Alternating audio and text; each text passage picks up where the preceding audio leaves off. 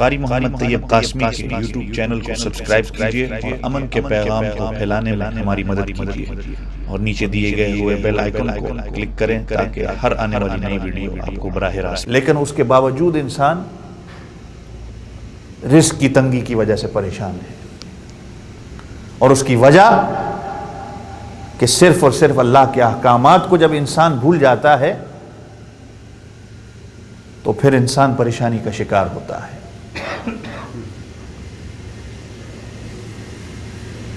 مال و دولت اچھی چیز ہے، لیکن جیسے بزرگان دین کہتے ہیں کہ مال جب آتا ہے تو مال پھر اپنے ساتھ وبال بھی لے کے آتا ہے۔ اس کی مثال جیسے کہتے ہیں نا کہ کشتی صرف پانی کے اندر چل سکتی ہے، ریت کے ذرات پہ کشتی نہیں چل سکتی، اور وہ چلے گی تب جب وہ پانی کے اوپر ہی رہے گی۔ جہاں پانی کشتی کے اندر آ گیا تو وہ کشتی ڈوب جائے گی۔ مال و دولت اچھی چیز ہے، اللہ نے ایک واسطہ رکھا ہے اس کا، لیکن جب تک وہ آپ کے قدموں کے نیچے رہتی ہے تب تک تو وہ ٹھیک ہے۔ جیسے ہمارے علماء کہا کرتے تھے کہ مال سب سے بہترین خادم ہے اور سب سے برا آقا ہے۔ مال جب تک آپ خدمت، وہ خادم بن کے آپ کے پاس رہے گا تو آپ کی دنیا بھی بنتی ہے، آپ کی آخرت بھی بنتی ہے، لیکن اس مال کو جب آپ نے اپنا بادشاہ اور مولا بنا دیا تو پھر آپ کی دنیا بھی برباد، آپ کی آخرت بھی برباد۔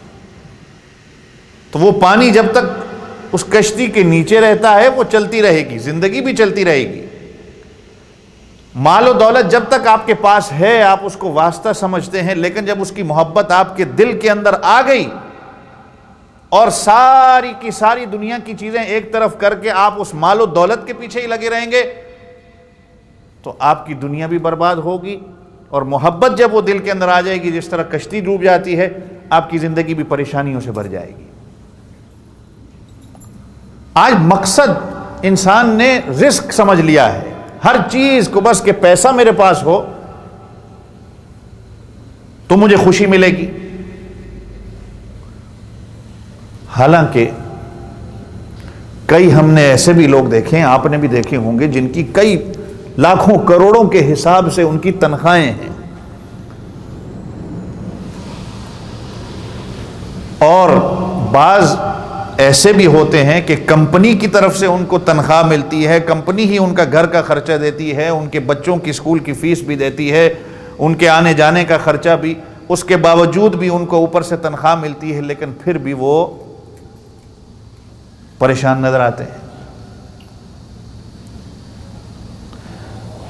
اور میں نے پچھلے جمعے بھی یہی کہا تھا کہ بعض اوقات ہم اللہ سے برکت نہیں مانگتے، ہم کثرت مانگتے ہیں۔ آپ کو بھی اگر میرے سے پوچھیں گے، اپنی بات تو میں کروں گا، آپ سے بھی پوچھوں گا، آپ کو کہے گا کہ بھائی تھوڑا مل جائے، آپ کہیں گے نہیں تھوڑا کیوں ملے، کثرت تو ہر بندہ مانگے گا۔ آپ سے بھی پوچھوں گا، میرے سے، ہر بندے سے آپ پوچھیں گے، وہ کہے گا مجھے کثرت چاہیے۔ اور یہی چیز حضور پاک صلی اللہ علیہ وسلم نے فرمائی تھی کہ مال اگر کم ہوتا ہے تو یہ کفر کی طرف لے کے جاتا ہے، زیادہ ہو جاتا ہے تو انسان کو ہلاک کر دیتا ہے۔ کم اس لیے جب ہوگا تو انسان فاقہ کشی کی جب زندگی گزارتا ہے تو بعض اوقات اس فاقے کے اندر وہ اللہ رب العزت کے حوالے سے ایسی بات کر جاتا ہے جو اس کو کفر تک لے جاتی ہے، اور جب زیادہ ہوگا تو زیادہ کی وجہ سے وہ اللہ اور اس کے رسول کو بھول بیٹھ جائے گا، اس زیادہ کی وجہ سے اس کے اندر تکبر بھی آ جائے گا، اس کے بول بھی ایسے ہو جائیں گے۔ جب تک اس کے پاس پیسے نہیں ہوتے، اس کی مثال میں اور آپ یہاں پر جب ہم ہیں،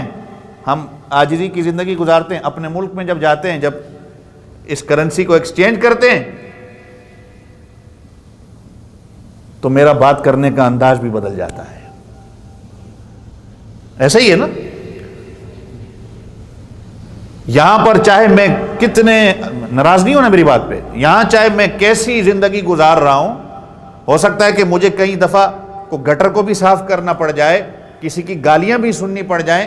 لیکن جب اپنے ملک میں جاتا ہوں تو میری جیب کے اندر جب پیسہ آتا ہے، اس کو ملٹیپلائی جب میں کرتا ہوں کسی اور کرنسی کے اندر، تو میرے بول چینج ہو جاتے ہیں۔